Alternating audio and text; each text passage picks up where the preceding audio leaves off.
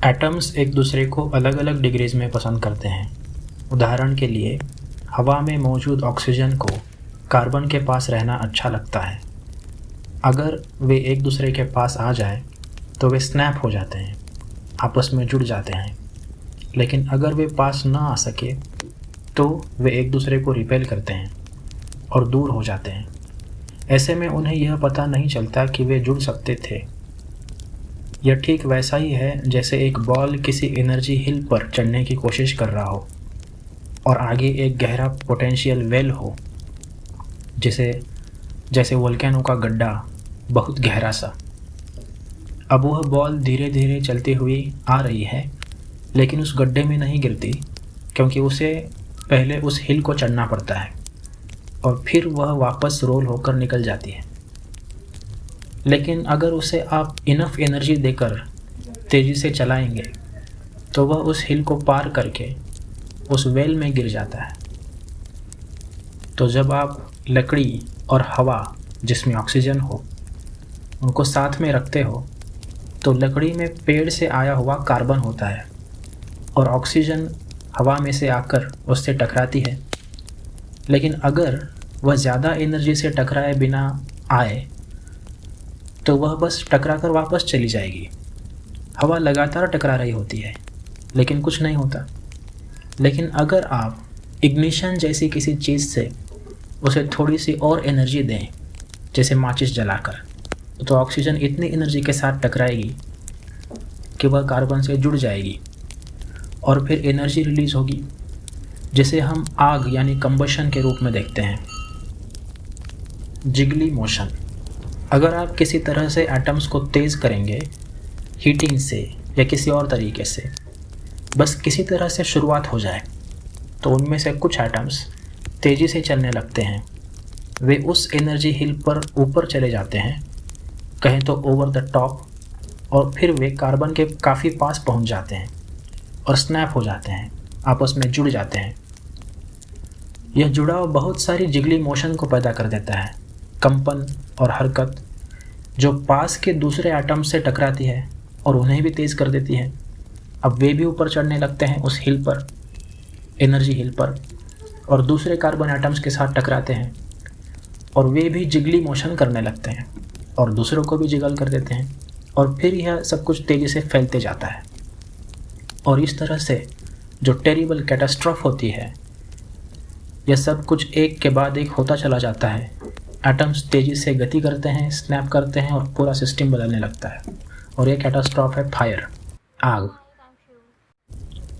यह बस देखने का एक तरीका है, और जब यह शुरू हो जाता है तो यह रुकता नहीं, यह परपेचुअल होता है। हीट बाकी एटम्स को भी इतना सक्षम बना देती है कि वे भी और हीट पैदा कर सकें, और वह हीट और एटम्स को सक्रिय करें, और यह सिलसिला चलता ही चला जाता है। तो ये जो स्नैपिंग है वही बहुत सारी जिगलिंग मोशन को पैदा करती है। और अगर मैं इस पूरे एटॉमिक एक्टिविटी के ऊपर एक कप कॉफ़ी रख दूं उस जलती हुई लकड़ी के ऊपर, तो उस कॉफ़ी में बहुत ज़्यादा जिगलिंग हो रही होगी। यही होती है फायर की हीट, आग से मिलती हुई ऊष्मा, एटम्स की बहुत ज़्यादा जिगल मोशन।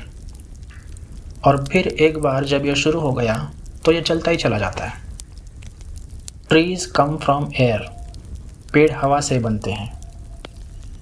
अब सवाल उठता है, यह आग शुरू कैसे होती है, और यह पहले क्यों नहीं हुआ, जब लकड़ी पहले से थी और उसके चारों ओर ऑक्सीजन भी पहले से थी? फिर भी यह पहले क्यों नहीं हुआ? ये लकड़ी आई कहाँ से? यह एक ट्री से आई, और ट्री का, पेड़ का सब्सटेंस यानी उसका मुख्य भाग कार्बन है। तो वह कार्बन कहाँ से आया? वह आया हवा से। हवा में मौजूद कार्बन डाइऑक्साइड पेड़ में जाती है, पेड़ उस कार्बन डाइऑक्साइड को लेता है और ऑक्सीजन को अलग कर देता है, ऑक्सीजन को बाहर धकेल देता है और कार्बन को अपने पास रखता है, और फिर उसे वाटर के साथ मिलाकर पेड़ का सब्सटेंस बन जाता है। अब वाटर ज़मीन से आता है पर वह भी तो ऊपर से ही नीचे आया, बादलों से। तो हकीकत में पेड़ का अधिकांश भाग ज़मीन से नहीं बल्कि हवा से बनता है। थोड़े से मिनरल्स वगैरह ज़मीन से आते हैं, लेकिन ज़्यादातर सब्सटेंस पेड़ का हवा से ही आता है। फायर एज स्टोर्ड सन, आग एक संग्रहित सूर्य। अब आपने देखा ऑक्सीजन और कार्बन बहुत टाइटली बाउंडेड होते हैं।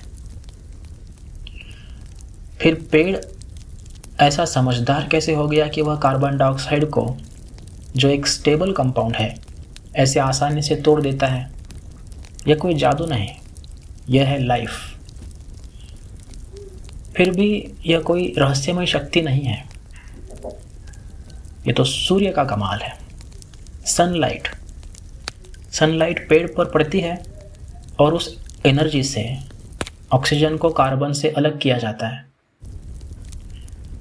तो सूरज वह काम लगातार कर रहा है जो ऑक्सीजन और कार्बन को अलग कर देता है। ऑक्सीजन एक तरह से बाय प्रोडक्ट है जिसे पेड़ बाहर फेंक देता है, और कार्बन और वाटर को रख लेता है जिससे पेड़ का शरीर बनता है। और फिर हम उस पेड़ को काटते हैं और उसकी लकड़ी को फायर प्लेस में डालते हैं। अब वह ऑक्सीजन जो पहले अलग कर दी गई थी और वह कार्बन जो पेड़ के अंदर थी, अब फिर से एक दूसरे से जुड़ना चाहते हैं। और जब आप बस थोड़ा सा हीट देकर इस प्रक्रिया को शुरू कर दोगे तो यह लगातार चलता चला जाएगा। बहुत एनर्जी निकलती है, लाइट निकलती है, हीट निकलती है, और यह सब कुछ अंडू हो रहा होता है। कार्बन और ऑक्सीजन फिर से मिलकर कार्बन डाइऑक्साइड बना रहे होते हैं जो पेड़ ने अंदर हवा में से ली हुई थी। और जो लाइट और हीट आपको दिखाई दे रही है वह है सनलाइट से जो पेड़ में जमा हुई थी, वही लाइट और हीट। तो जब आप लकड़ी जलाते हैं तो आप दरअसल एक संग्रहित सूर्य को जला रहे होते हैं। अब अगला सवाल, सूरज खुद इतना क्यों जिगल कर रहा है? उसमें तो बहुत बड़ी और ज़्यादा जिगली मोशन हो रही है, और वह इतना हॉट क्यों है? मुझे ऐसा लगता है मुझे कहीं तो रुकना पड़ेगा। मैं आपको कुछ सोचने के लिए छोड़ देता हूँ।